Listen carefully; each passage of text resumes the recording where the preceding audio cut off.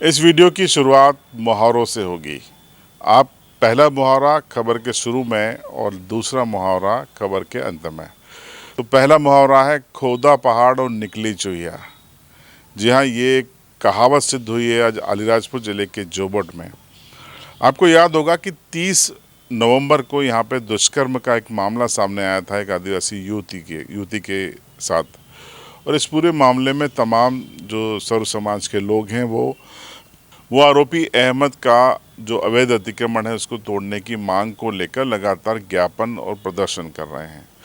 इसी धरना प्रदर्शन की चेतावनी से आज धरने का ऐलान किया गया था। प्रशासन दबाव में आया। पहले तो एक चिट्ठी देखिए आप। ये चिट्ठी देखिए, भारी भरकम चिट्ठी है। 9 लोगों की तैनाती की गई अहमद के कथित अवैध अतिक्रमण को हटाने के लिए।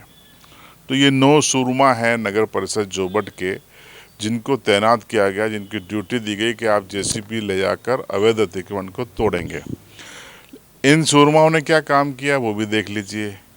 इन्होंने अहमद का जो अतिक्रमण है उसको तोड़ने की बजाय जो नाली थी उसकी सफाई कर दी। नाली के ऊपर थोड़ा बहुत कुछ ईंटें जमी थी, उसको तोड़ दिया और उसको उठा के फेंक दिया और 15-20 मिनट की कार्रवाई के बाद लौट आए। तो इसीलिए ये कहावत है कि खोदा पहाड़ और निकली चुहिया। यही लोग गए थे चिन्हित करने कल और आइडेंटिफाई किया था कि ये अतिक्रमण है, लेकिन उसको हाथ नहीं लगाया गया सुप्रीम कोर्ट के नियमों का हवाला देकर। अब नियम का कितना पालन ये परिषद के लोग करते हैं ये आप भी जानते होंगे। तो तस्वीरें पहले देख लीजिए इनकी आज की कार्रवाई की। तस्वीरें साफ बयां कर रही हैं कि ये महज एक सड़क पर की गई औपचारिकता है। जो धरना था उसको टलवाना इसका उद्देश्य था, आक्रोश को कम करना उद्देश्य था, न कि नियत थी कि वास्तविक एक दुष्कर्मी के मकान को तोड़ा जाए। इस मामले में सीएमओ साहब को भी सुनिए और सुनते समय आप उनकी फेस एक्सप्रेशन जरूर देखिएगा कि देखिए जब आदमी बनावटी बोलता है तो उसका चेहरा कैसे हो जाता है। सुनिए। आज अहमद काजी के मकान के आसपास जो शासकीय नाली के ऊपर होटला और जो बना रखा था अवैध निर्माण, उसको नगरपालिका, पुलिस प्रशासन और राजस्व विभाग के द्वारा संयुक्त रूप से हटाया गया है एवं शेष को भी नोटिस जारी किए गए हैं। उनके चिन्हांकन कर जो भी तथ्य सामने आएंगे उसके अनुसार कार्रवाई विधिवत की जाएगी। सर, ये बुलडोजर कार्रवाई कब तक चालू रहेगी और आगे की क्या कार्रवाई प्रशासन द्वारा रहेगी?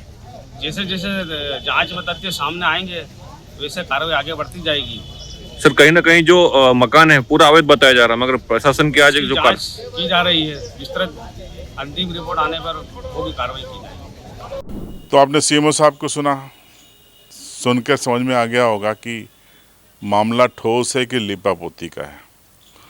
देखिए ये एक बड़ी विडंबना है। बुलडोजर एक्शन नियमों के भीतर होना चाहिए, ये हम भी कह रहे हैं, लेकिन उसकी एक गति होना चाहिए, उसकी एक सीमा होना चाहिए, उसका एक तरीका भी होता है। लेकिन यहाँ पर जो प्रशासन को चीज़ें अपनाए जाने की ज़रूरत है वो है संवाद की। मुझे लगता है कि कहीं ना कहीं संवाद प्रशासन का नहीं है। एक तरफा प्रशासन अपने तरीके से देखो, इंतज़ार करो और चेतावनी देने वालों को थकाओ, इस रणनीति के साथ काम कर रहा है। और मुझे लगता है कि ये रणनीति कहीं रायसेन की तरह प्रशासन पर उल्टी भारी न पड़ जाए, क्योंकि जब सड़क पर लोग आ जाएंगे तो फिर आपका कंट्रोल नहीं होगा, चीज़ें फिर राजधानी पहुंचेंगी और फिर जवाब देना प्रशासन को भारी पड़ जाएगा। और करिए तो लीगल फ्रेम में करिए, उसमें कोई दिक्कत नहीं है किसी को भी, लेकिन आपकी इच्छा शक्ति यहाँ पर दिखाई देनी चाहिए। वरना इस समय इच्छा शक्ति बिल्कुल भी दिखाई नहीं दे रही है, जिसका असर नेगेटिव पड़ता जा रहा है और गलत तरीके से लोग समझ रहे हैं कि शायद प्रशासन की मंशा नहीं है, शायद प्रशासन लचर रवैया अपना रहा है, शायद प्रशासन की जो कार्रवाई है वो आरोपियों के प्रति नरमी बरतने वाली है।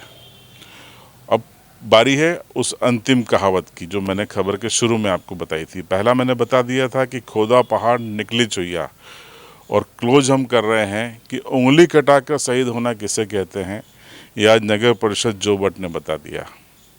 बताया नहीं? आपकी राय कमेंट में ज़रूर बताएं।